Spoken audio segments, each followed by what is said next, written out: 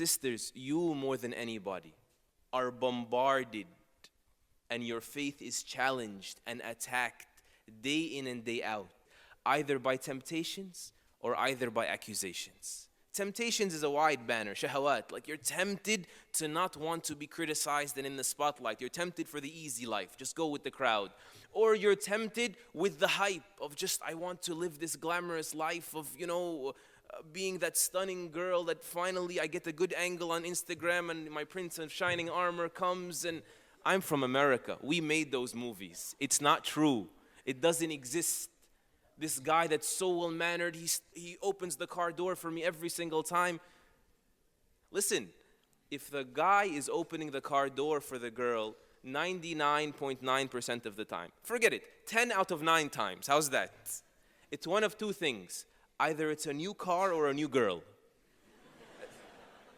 Except those that studied with Muhammad sallallahu alayhi wasallam. But these temptations, as ridiculous as they may be sometimes, they're a reality inside. Then there's the external challenges of the accusations, either by the shayateen trying to get into your heart. Why does the hadith say it like that? How come this? Justice, what about equality, life, liberty, pursuit of happiness? Or from the outside, the shayateen that are usually behind TV cameras, and they're just bashing and throwing time and time again. How in the world does someone survive? How do you get that mountain off your shoulders? How do you resist that avalanche from just running you over? The solution is to experience Jannah. I'm not promoting suicide, by the way. There is a glimpse of Jannah, only one, that exists in this world. It's a gift that Allah places in the hearts of those that He loves, formerly known as Iman, faith and conviction. Shaykh al-Islam ibn Taymiyyah rahimahullah says nothing in this world resembles anything in the hereafter except Iman. He opens 2 eyes in your heart to stare at paradise, stare at the hellfire. That's it. Everything else is disposable.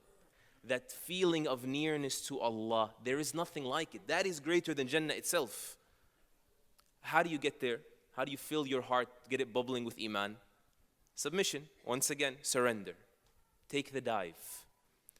One of my favorite quote of all time among the Salaf, Abu Sulaiman al-Darani rahimahullah, he was asked, how does someone get to that level of feeling acquainted, near to Allah? قَالَ بِطَاعَتِهِ. He said, by obeying Him. They said, how do you get to the level of obeying Him? قَالَ بِهِ. Through Him. Beg Him to enable you to enlist yourself genuinely among His slaves. That will give you life. استجيبوا لله وللرسول إذا دعاكم لما يحييكم. Respond. Make your response time quick when Allah and His Messenger invite you to that which will give you life. It will make you alive. It will make your struggle to submit history. And the Sahabiyat, it wasn't these women that I named to you, and that's the whole generation understood that message very clearly from the Prophet sallallahu alaihi wasallam.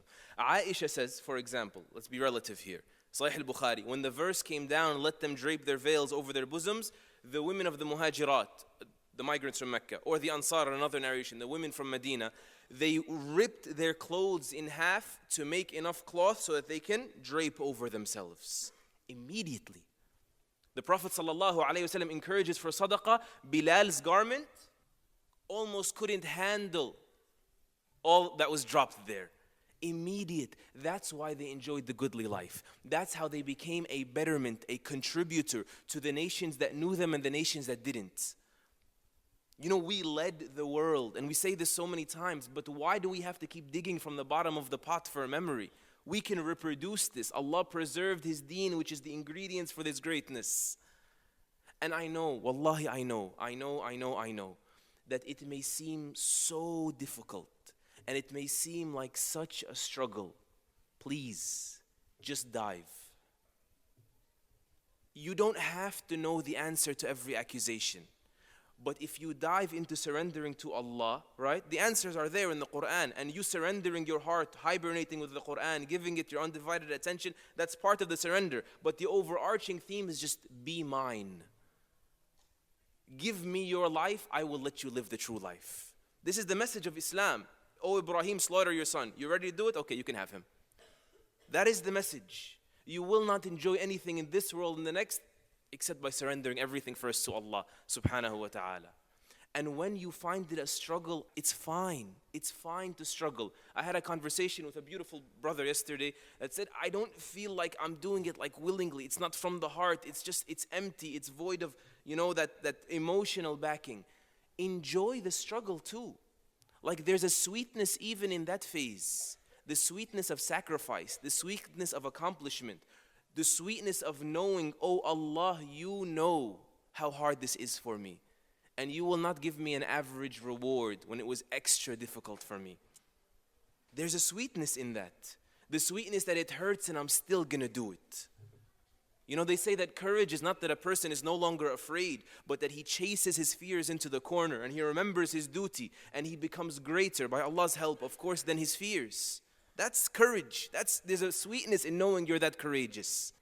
Aisha radiallahu anha says, the most excellent women were the women of the Ansar. They were not stopped by their embarrassment, by their shyness, from learning, getting an understanding of their religion. Of course, this modesty is a cornerstone value of Islam. It's not a bad thing. But I'm saying they were discomforted, but they did not allow that to stop them from climbing that mountain. You may have discomforts as well. You want to be like your peers. You want to spend your time looking up the latest fashion and not studying. It's okay. You're not a hypocrite. Just feed your faith. And all those worries, all those fears will starve to death. Bi-idhnillah azza wa jal. It's not just about the reward of being one of the greats. It's also the responsibility you need to be this person. Because you are not like us men. The ummah awaits you. Because you are half the ummah. And you give birth to the other half. You add more to the mind and heart of that other half than any other factor in society, if you so choose.